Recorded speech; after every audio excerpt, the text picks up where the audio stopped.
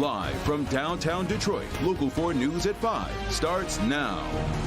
And we begin tonight with a forewarned weather alert. An exact track 40 radar lit up with a line of severe storms marching across Metro Detroit right now. And check out these live pictures from Inkster. Fire crews are there right now at a home with what appears to be some pretty bad damage related to that storm. And check out this time-lapse video of the storm. It's rolling through Ann Arbor this afternoon, and you can see the big house kind of just disappears there as the heavy rain falls.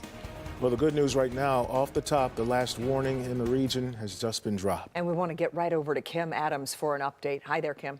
Hi, Kim. Well, these storms came in quickly and moved out quickly as well. We still have some storms, though, just not at severe limits. But there's still some thunder, lightning, and high winds in Yale over to Croswell, Lakeport, Port Huron still getting some moderate to heavy rainfall, but the severe weather has moved off to the east and northeast of the area. And then back behind it, there's not much to talk about. There might be a sprinkle or a light shower here and there, but our threat for severe weather continues to diminish. So the only active thunderstorm watch area is up in Macomb to St. Clair, Sanilac, and Lapeer County. It's until 7 o'clock, but now that those storms are non-severe and moving out, I fully expect for this watch to be dropped and expire a bit early. And it's been expired already for Livingston, Oakland, Wayne, Monroe, and Washtenaw counties as the threat for severe weather in those counties has officially come to an end.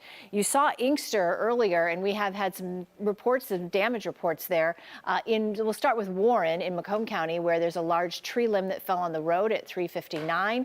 Inkster, uprooted trees with estimated wind speeds of 60 to 65 miles per hour. That was at 3:30 this afternoon. And then Tecumseh at 2:45, power lines reported down on the road. So we are getting damage reports across much of Metro Detroit, and we'll continue to monitor those over the next couple of hours here. But otherwise, our threat for severe weather again is now diminishing as this is moving off to the east and northeast. It's a pretty powerful cold front, though. Temps behind it have already dropped down into the 50s and the 60s. Still going, though, in parts of central Ohio where there's a severe thunderstorm just outside of Columbus, but that's going to stay south of us, and you can see back out to the west, Grand Rapids, Chicago, no thunderstorms there. It's becoming nice and quiet, but temps have definitely dropped. We were in the mid-70s at one point this afternoon, behind this frontal boundary at 64 now at Metro Airport, 63 City Airport, and only in the upper 50s in Pontiac. We have another chance for rain and thunderstorms tomorrow night. We'll talk about those, plus your weekend forecast in just a few minutes. Okay, Kim, and it's days like this when you really want to have the forewarned weather app.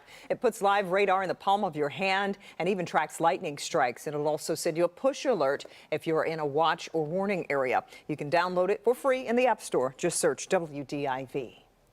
It's the countdown right now. We are just 8 days away from the first pick. The NFL draft set to descend on downtown Detroit next week. And as the Chicago Bears go on the clock, businesses in the footprint of the draft are looking to cash in. And they're stocking up and adding shifts. It'll be all in an effort to get ready. Will Jones is live. Will, the draft had a pretty big impact last year in Kansas City.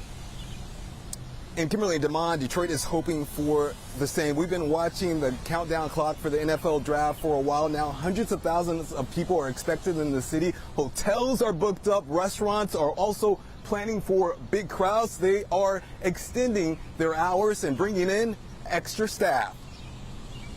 Whoppa! The Golden Fleece in Greektown is ready to strike gold next week with the NFL draft. Listen, this is probably the most exciting thing that we've had happen down here since the Super Bowl. I think this is bigger than the Super Bowl. They've been stocking up on food and booze for the anticipated crowds. It's going to be some long hours for you, probably. Oh, yes. I don't plan on going home for 3 days. According to the Anderson Economic Group, the net economic impact of the 2024 NFL Draft in downtown Detroit is expected to exceed $160 million. That's on par with the economic impact in Kansas City for last year's draft. Data compiled by Visit KC shows a total economic impact of $164.3 million.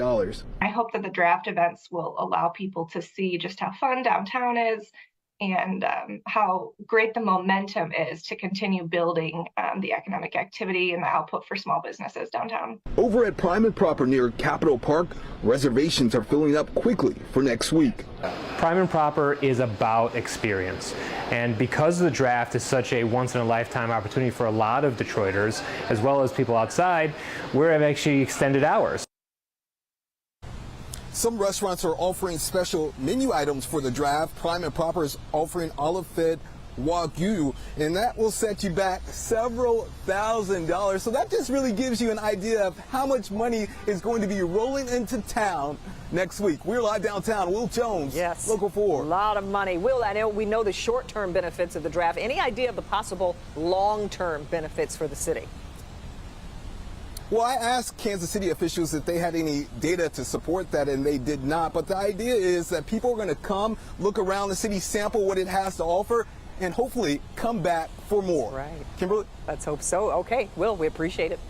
Well, a little less than 2 hours from now, Detroit Mayor Mike Duggan will deliver his annual State of the City address. It's happening as an invite-only event at a church on Detroit's west side. Mara McDonald is there live for us tonight with a preview. If it's like years past, Mara, this isn't as much of a speech as it is a presentation.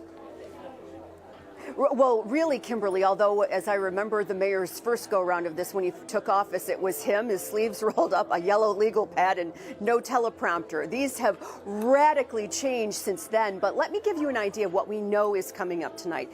And really, what has become a hallmark of these addresses, investment in Detroit neighborhoods. Expect the mayor to detail at great length what exactly has been done so far and where they plan to go in the future. Number two, we have been told that the city is about ready to launch a new program that would deal with getting rid of abandoned cars, trucks, you name it, out of Detroit neighborhoods. It's a blight issue. It's got to be tackled. That announcement is coming tonight. And, you know, ever since the mayor started taking these addresses on the road, they are chosen for geographic significance. We are at Dexter Avenue Baptist Church. We know the mayor is going to talk about development along Dexter Avenue. And finally, we hear that there is an update on the Detroit Promise College Promise as far as new partners joining up to send Detroit kids to college. And a little bird told us this evening that we are going to get a definitive update on solar plans for the city of Detroit. Most of you will remember that last year the mayor said, is it possible to install enough solar panels around the city of Detroit in various neighborhoods that power could power up all of Detroit's city-owned buildings?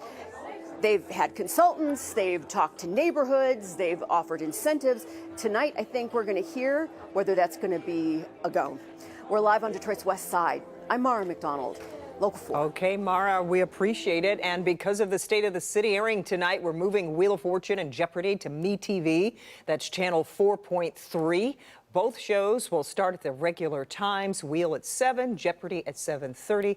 And you can watch the mayor's address right here on Local 4. Click on Detroit and Local 4 Plus. The Rouge River has been a magnet for pollution for decades, and now there's new money on the way to help clean it up. Yeah, the funding will help dredge the river bottom. That'll help get contaminated soil out. And Rob Maloney is here now to help explain what's going to happen. The exhaust flame over Zug Island tells you that this is the most heavily industrialized spot in the entirety of Metro Detroit. And on the lower Rouge River here, we have a lot of heavy metals in the water. But let's go up to Drone 4 and get a look at the equipment that's moved in here. A tug and a bunch of barges. Well, they're here to do a major cleanup. And actually, the trouble is not only in the water, but also in the sediment, says Friends of the Rouge director Marie McCormick. In that area, you have PCBs, mercury, different kinds of heavy metals that are going to be removed. The EPA just announced it's putting $84 million into this section of the lower Rouge. Contractors are going to dredge 100,000 cubic yards of packed down muck along a mile-long section north and northeast of Zug Island near the Del Rey and River Rouge neighborhoods. It's a lot of money, but it's a huge project, and it's a huge issue that we've just been sitting latent under the river for literally decades. And while it is a popular fishing spot, it's not the best idea to eat the fish from here. Yet Marie is happy to say that's slowly changing.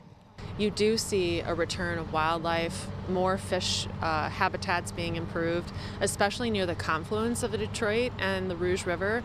This, of course, is a long-running project. They last did work here in 2019. And while it is on an upward path to cleanliness, a recent government survey didn't think much of this part of the watershed.